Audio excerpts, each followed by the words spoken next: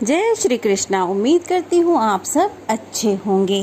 श्री विष्णु पुराण के अनुसार श्रद्धा भाव से अमावस्या का उपवास रखने से सिर्फ पितृ ही नहीं बल्कि श्री ब्रह्मा, इंद्र, विष्णु, रुद्र, अश्विनी कुमार, सूर्य, अग्नि, अष्टवसु, वायु, विश्वदेव, ऋषि, मनुष्य, पशु, पक्षी आदि समस्त भूत प्राणी भी तृप्त होते हैं और प्रसन्न रहते हैं। महाभारत काल से ही अमावस्या पर तीर्थ स्थलों में पिंड दान करने का विशेष महत्व है। हर महीने में अमावस्या होती है और इसमें पितरों के निमित्त श्राद्ध, तर्पण आदि कार्य किए जाते हैं। यदि सामर्थ्य हो तो उपवास रखकर व्रत की कथा भी सभी को पढ़नी अथवा सुननी चाहिए, क्योंकि अमावस्या के दिन अमावस्या कथा का जिस घर में पाठ होता है उनके पितृगण सदैव तृप्त रहते हैं। अमावस्या तिथि पितृदोष और काल सर्प दोष दूर करने के लिए बहुत महत्वपूर्ण मानी जाती है। तो आज के वीडियो में हम सुनेंगे अमावस्या की व्रत कथा।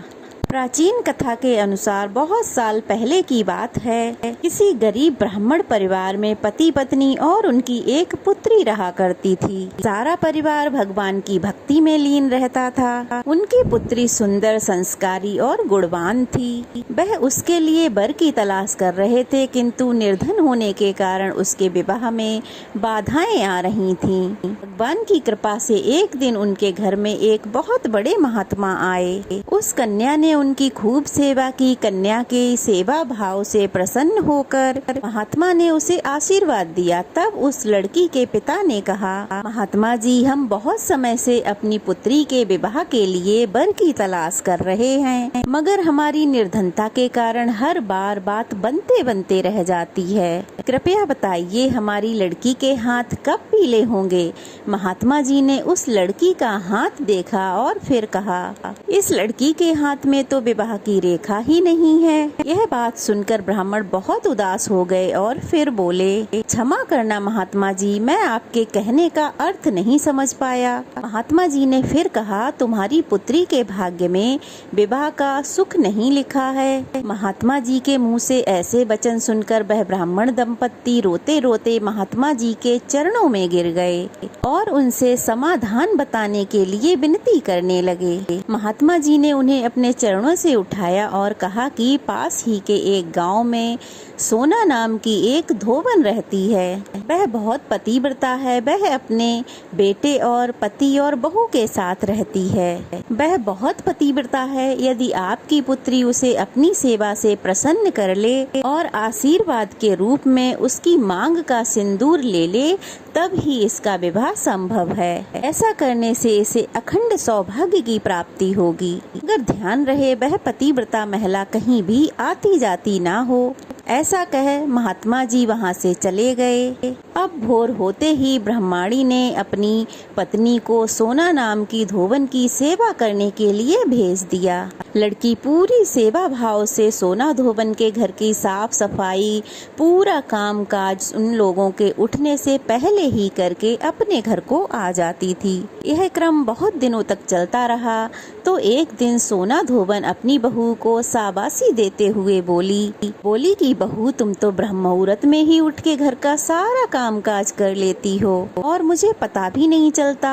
तब बहू बोली, माता जी, मैं तो सुबह देर से उठती हूँ। मुझे लगा कि घर के ये सारे काम आप कर लिया करती हैं। यह जानकर सोना धोबन को बड़ा आश्चर्य हुआ। उसने सोचा कि हमारे घर का काम यह कौन करके चला जाता है। इस बात का तो मुझे पता लगाना ही चाहिए। तब अगले दिन दोनों सास बहू सुबह जल्दी उठकर एक कोने में छुपकर घर की निगरानी करने लगीं। उधर भोर होते ही अपने समय अनुसार ब्राह्मण की पुत्री आई और भजन करते करते घर का सारा काम बड़ी श्रद्धा से करने लगी। जब वह अपना काम करके वहाँ से जाने लगी, तब सोना धोबन ने उसे पकड़ लिया और उससे पूछा, तुम कौन हो बेटी और इस तरह मेरे घर का काम छुपकर क्यों करती हो। ब्राह्मण की पुत्री ने महात्मा के द्वारा कही हुई सारी बात उन्हें बता दी। सोना धोबन पतिव्रता होने के साथ साथ बहुत उदार दिल की भी थी। वह उस लड़की की सहायता के लिए तैयार हो गई। उस दिन अमावस्या थी। वह उस लड़की के साथ बिना अन्न जल ग्रहण किए उपवास रखकर उसके घर की ओर चल पड़ी। उसने सोचा कि रास्ते में कहीं पीपल का पेड़ मिलेगा तो उसे भमरी देकर उसकी परिक्रमा करके ही जल ग्रहण करेगी। लड़की के घर पहुंचकर सोना धोबन ने जैसे ही अपनी मांग से सिंदूर लेकर उस कन्या की मांग में लगाया तो सोना धोबन के पति के प्राण पखेरु उड़ गए। सोना धोबन को ज्ञात हो गया कि उसके पति के प्राण अब नहीं रहे। वह ब्राह्मण परिवार से आज्ञा लेकर वहां से चल पड़ी। रास्ते में पीपल का पेड़ देखकर उसने ईंट के टुकड़ों से 108 बार भमरी देकर 108 बार पीपल के पेड़ की परिक्रमा की। उसके बाद जल ग्रहण किया, तभी उसके पति की मृत देह में प्राण वापस आ गए। इस प्रकार अमावस्या के दिन पीपल के पेड़ की पूजा करने और कथा को सुनने से सुहागन महिलाओं का सुहाग अटल रहता है। सुहागन महिलाओं को सभी प्रकार के मनोरथों की प्राप्ति होती है और जिनका विवाह नहीं हो रहा हो उन्हें मनोवांछित वर की प्राप्ति होती है। सभी अभीष्ट मनोरथों की पूर्ति होने के साथ साथ ऐसे भक्तों के घर में अन्न धन सुख संपत्ति के भंडार भरे रहते हैं। तो यह थी अमावस्या की व्रत कथा। कैसे अमावस्या की कथा समाप्त हुई, तो चलिए अब सुनते हैं वट सावित्री की व्रत कथा। क्योंकि आज वट सावित्री व्रत भी है तो वट सावित्री की सत्यवान सावित्री की व्रत कथा शुरू करते हैं। इस दौरान सत्यवान और सावित्री की कथा सुनी अथवा पढ़ी जाती है, उसके बिना यह व्रत अधूरा माना जाता है। तो इसीलिए आज के वीडियो में जान लेते हैं वट सावित्री की व्रत कथा। तो चलिए कथा शुरू करते हैं। उससे पहले वीडियो को लाइक कर दीजिए और अगर नए हैं तो चैनल को सब्सक्राइब कर दीजिए। पौराणिक कथा के अनुसार मद्र देश में अश्वपति नाम के एक राजा राज्य करते थे, जो तमाम सुख धन संपत्ति से सुशोभित थे। लेकिन उनके कोई संतान न होने के कारण वे अक्सर बहुत ही परेशान रहा करते थे। एक बार राजा अश्वपति ने पूजा मंत्र जाप से देवी सावित्री को प्रसन्न किया। राजा ने देवी को संतान प्राप्ति का वर दिया। कुछ समय बाद राजा के घर में एक सुंदर सी कन्या का जन्म हुआ। राजा ने उसका नाम सावित्री रखा। वह अत्यंत सुंदर और साहसी थी। जब सावित्री धीरे धीरे बड़ी होने लगी, विवाह के योग्य हो गई, तो राजा को उसके विवाह की चिंता सताने लगी। जब राजा को योग्य वर न मिलने की वजह से उन्होंने सावित्री से स्वयं वर तलाशने को कहा। सावित्री तपोवन में भटकने लगी। वहाँ साल्व देश के राजा धुम्तसेन रहते थे, क्योंकि उनका राज्य किसी ने छीन लिया था। उनके पुत्र सत्यवान को देखकर सावित्री ने पति के रूप में उनका वरण कर लिया। ऋषि राज नारद को जब यह बात पता चली तो वह राजा अश्वपति के पास पहुँचे और वहाँ जाकर कहने लगे कि हे राजन, यह आप क्या कर रहे हैं? सत्यवान गुणवान है, धर्मात्मा है और बलवान भी है, पर उसकी आयु बहुत छोटी है। वह अल्प आयु है। 1 वर्ष के बाद ही उसकी मृत्यु हो जाएगी। ऋषि राज नारद की ऐसी बात सुनकर राजा अश्वपति घोर चिंता में डूब गए। सावित्री ने उनसे कारण पूछा तो राजा ने कहा, पुत्री, तुमने जिस राजकुमार को अपने वर के रूप में चुना है वह अल्पायु है। तुम्हें किसी और को अपना जीवन साथी बनाना चाहिए। इस पर सावित्री ने कहा कि पिताजी, आर्य कन्याएं अपने पति को एक बार ही वरण करती हैं, राजा एक बार ही आज्ञा देता है और पंडित एक बार ही प्रतिज्ञा करते हैं और कन्यादान भी एक बार ही किया जाता है। सावित्री हट करने लगी और बोली, मैं सत्यवान से ही विवाह करूंगी। राजा अश्वपति ने सावित्री का विवाह सत्यवान से करा दिया। सावित्री अपने ससुराल पहुंचते ही सास ससुर की सेवा करने लगी। समय बीतता चला गया। नारद मुनि ने सावित्री को पहले ही सत्यवान की मृत्यु के दिन के बारे में बता दिया था। वह दिन जैसे जैसे करीब आने लगा, सावित्री बहुत अधीर होने लगी। उन्होंने 2-3 दिन पहले से ही उपवास शुरू कर दिया। नारद मुनि द्वारा बात कहे जाने से निश्चित तिथि पर पितरों का पूजन भी शुरू कर दिया। हर दिन की तरह उस दिन भी सत्यवान लकड़ी काटने के लिए जंगल को गए। साथ में सावित्री भी गईं। जंगल में पहुंचकर सत्यवान लकड़ी काटने के लिए जैसे ही एक पेड़ पर चढ़ गए, तभी उनके सिर में बहुत तेज दर्द होने लगा। वे दर्द से व्याकुल हो गए। सत्यवान पेड़ से नीचे उतर आए। सावित्री अपना भविष्य समझ गई थीं। सत्यवान के सिर को अपनी गोद में रखकर सावित्री सिर को सहलाने लगीं। तभी वहां यमराज आते दिखे। यमराज अपने साथ सत्यवान को ले जाने आए थे। सावित्री भी उनके पीछे पीछे चल पड़ी। जैसे ही वो सत्यवान को लेके चले, सावित्री यमराज के पीछे पीछे चल पड़ी। यमराज ने सावित्री को समझाने की बहुत कोशिश की कि यह तो विधि का विधान है, लेकिन सावित्री नहीं मानी।